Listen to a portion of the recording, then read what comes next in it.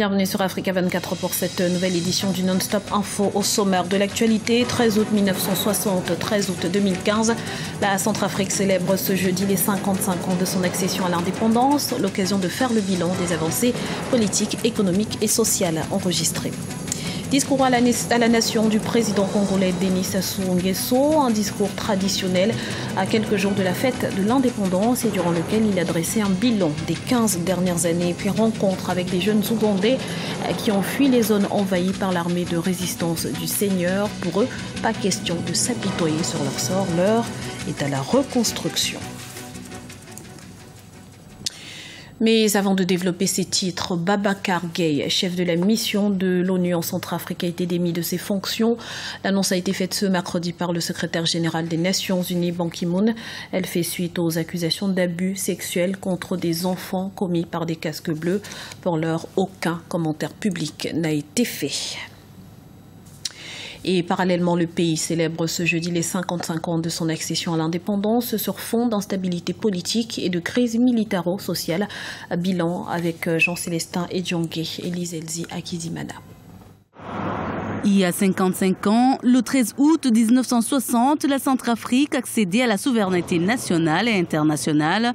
Sous la présidence de David Dacko, le père de la nation centrafricaine dirigera le pays une nouvelle fois de 1979 à 1981 avant de rendre l'âme en 2003 du côté de Yaoundé au Cameroun. C'est donc plus d'un demi-siècle d'indépendance que les Centrafricains célèbrent ce jeudi. Malheureusement, les choses ne vont pas comme d'habitude, vu le climat sécuritaire et tout ce qui se passe. Je pense que la fête ne sera pas de mise comme on a l'habitude de fêter dans le passé. En matière de sécurité, je puis vous dire qu'au niveau de la capitale, les choses commencent à s'améliorer. Il reste un peu quelques foyers d'insécurité à l'intérieur du pays surtout, où on dénombre des petites attaques par-ci par-là, surtout vers le nord et puis vers l'est de la République centrafricaine. Au moment où la communauté économique des États d'Afrique centrale vient de confirmer ce mercredi le report de la transition jusqu'à la fin de décembre 2015, la Centrafrique semble avoir plusieurs défis à relever 55 ans après son indépendance. Aujourd'hui, après 55 ans, quand nous sortons dans la rue, nous ne voyons que désolation autour de nous. Malheureusement, c'est la vérité et c'est ça. C'est pas une affaire d'aujourd'hui, mais c'est une affaire qui a été montée. Le pays a été détruit systématiquement pendant 55 ans, même s'il y a eu quelques périodes d'accalmie. Mais nous nous retrouvons aujourd'hui avec une situation par terre à reconstruire totalement. Et surtout, pour parler d'indépendance, surtout un pays qui échappe totalement au contrôle de ses citoyens. La Centrafrique, qui vient d'enregistrer 6,6% de croissance économique au premier semestre 2015, doit encore miser sur la paix et la stabilité pour retrouver son lustre d'il y a 55 ans. C'est un véritable bilan des 15 dernières années du président Denis Sassou Nguesso à la tête du pays que le Parlement et le peuple congolais ont eu droit ce mercredi. À l'occasion du traditionnel discours annuel sur l'état de la nation, le président congolais a passé en revue les progrès réalisés par son pays sur les plans politiques, économiques, sociaux et diplomatiques. Un reportage de nos correspondants Narcisse Ndombe et Thierry Ngongo. Le discours annuel du président de la République sur l'état de la nation est un moment important de la vie politique du Congo. Cette année, la dernière du septennat en cours du chef de l'État congolais Denis Sassou Nguesso, l'accent a été mis sur son bilan au cours des 15 dernières années à la tête du pays. Devant les deux chambres du Parlement réunies en congrès, le président Denis Sassou Nguesso a retracé le chemin parcouru depuis l'an 2000 tout en mettant en exergue les progrès réalisés par son pays. Des progrès rendus possibles par la restauration et la consolidation de la paix. Nous avons fait de la paix notre credo. Dans un contexte mondial aujourd'hui, fait de guerre, d'attentats et de nombreuses atteintes aux libertés, on ne peut que se réjouir de la quiétude, de la sérénité, de la sécurité et donc de la paix qui caractérise notre pays.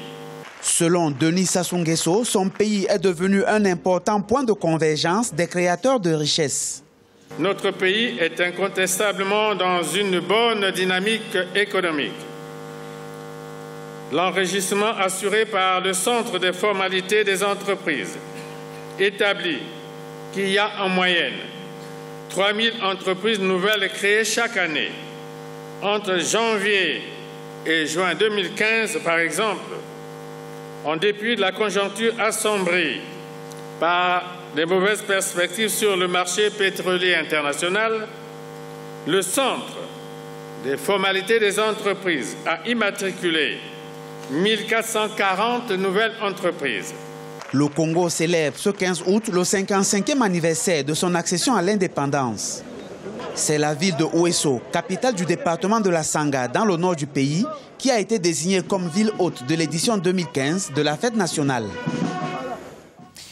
Dans l'actualité également, fin du suspense en Guinée-Bissau, le président José Mario Vaz a annoncé ce mercredi à la radio nationale la dissolution du gouvernement de Domingos Pereira. La tension entre les deux hommes avait atteint son paroxysme ces derniers jours.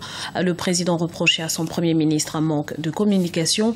Selon certains observateurs, le pays serait au bord d'une nouvelle crise institutionnelle. Abdallah Al-Thani jette l'éponge face au chaos libyen. Le Premier ministre a annoncé sa démission ce mardi lors d'une interview télévisée. Elle sera officiellement soumise au Parlement ce dimanche 16 août. Le point tout de suite avec Lise Elsi à Kizimana. Abdallah Al-Thani, le Premier ministre libyen, annonce sa démission à la télévision. C'est lors d'un talk-show d'une chaîne télévisée libyenne, mardi 11 août 2015, que le Premier ministre l'a déclaré après plusieurs questions des téléspectateurs. Si ma démission est la solution, alors je l'annonce ici. Cette démission n'est pourtant pas encore confirmée. Le Premier ministre libyen devrait déposer sa démission dimanche au Parlement pour l'officialiser. La démission pas encore confirmée du Premier ministre Abdallah Al-Thani peut être interprétée en fonction de la pression qu'il subit en interne. Il est président d'un gouvernement très affaibli, il est lui-même très faible, il est le dénominateur commun d'une Libye qui ne s'entend pas vraiment. Et donc, l'idée de penser qu'il menace de démissionner parce qu'en fait, tout cela n'est pas confirmé, le porte-parole du gouvernement considère que rien n'est confirmé, que rien n'est affirmé et qu'il n'est pas certain que la démission sera effective le dimanche prochain, donc attendons de voir. Cette annonce de démission arrive au moment où les négociations interlibyennes ont repris mardi 11 août 2015 à Genève sous l'égide des Nations Unies. Une nouvelle session de pourparlers qui devrait aboutir à la formation d'un gouvernement d'union nationale. On va parler maintenant des choses sérieuses qu'on a rapportées de Skhirat à Genève. Qui était signé à Genève, c'est un accord politique, pourtant il était signé par le Parlement et l'autre parti, mais pas par le Parlement du Midi à Tripoli, qui rejoint maintenant à Genève et qui veut négocier de A à Z. Plus de 3 ans après la chute du régime de Mouammar Kadhafi, la Libye est plus que jamais divisée. Le pays compte 2 parlements et 2 gouvernements rivaux. L'un basé à Tripoli sous le contrôle de la coalition des milices Fajr Libya et l'autre dans l'est du pays, le seul reconnu par la communauté internationale. Ils tentent tant bien que mal de se reconstruire. Eux, ce sont les déplacés ougandais fuyant les zones envahies par l'armée de résistance du Seigneur. Ces derniers vivent depuis lors dans des conditions d'extrême précarité. Mais pour eux, pas question de baisser les bras. Gros plan avec Emmanuel Mimono. Âgé de 19 ans, Jackson Murphy est un jeune homme calme et timide.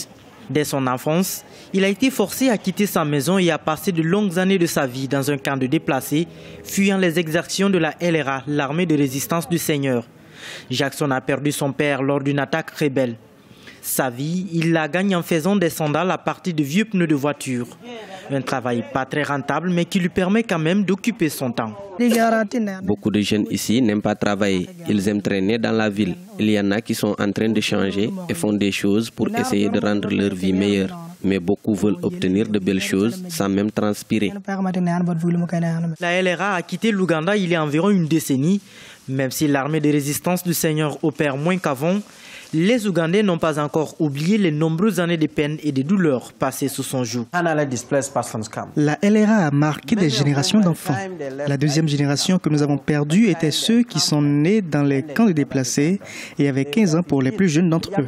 Cette génération n'a rien pu apprendre en termes de production, de vie sociale ou de culture. Ces jeunes ne sont occupés que par les jeux et l'alcool. Ils ont grandi dans la dépendance de l'aide humanitaire, loin des fermes qui soutenaient leur famille et l'économie de la région. Nokrash Bernard a 21 ans. Il passe le plus clair de son temps à jouer avec ses amis. La vie est courte. Il est très difficile d'économiser de l'argent. Lorsque vous avez quelque chose comme 30 000 shillings ougandais, vous invitez vos amis à boire tout de suite. Ça pose moins de soucis. Pour Jackson, l'espoir est encore permis. Il est aussi musicien en herbe et enregistre ses chansons dans un studio local. Sa musique exhorte les jeunes à s'aimer les uns les autres et encourage surtout le travail. Je rêve de voir les jeunes se mobiliser, s'éduquer et avoir des compétences. Il faut également sensibiliser sur les maladies sexuellement transmissibles parce que les jeunes mènent une vie vraiment risquée. La lutte s'annonce longue car il faudra encore beaucoup d'efforts pour redonner espoir à ces jeunes qui se considèrent comme appartenant à une génération perdue. Ce journal a été réalisé par l'ensemble de la rédaction. Nous vous remercions pour votre fidélité. Retrouvez dans un instant une nouvelle édition de l'information sur Africa 24.